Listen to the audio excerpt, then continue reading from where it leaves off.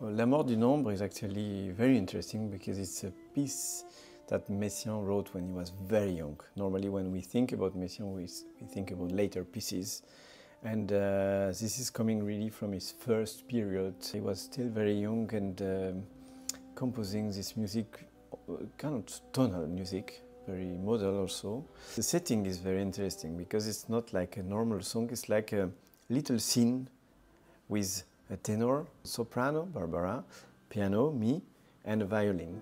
And actually for this little kind of operatic thing, let's say, Barbara introduced me to Charles Say, saying that this would be a perfect tenor for that.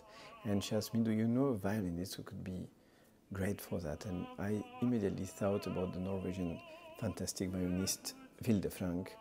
And I told Barbara, I think Vilde for me, when she plays, is a little bit like an angel. And I thought really, especially for the ending of this melody, where the voice of Barbara and the violin of Vilde are melting on this kind of arpeggios on the piano, which are really like entering into the light. And I thought really about Vilde's sound, so it's a treat that we had her for that. It's a kind of premonition of a scene from his opera Saint François d'Assise, Saint Francis of Assisi, in which in the opera there is a dialogue between the angel and the leper who is suffering.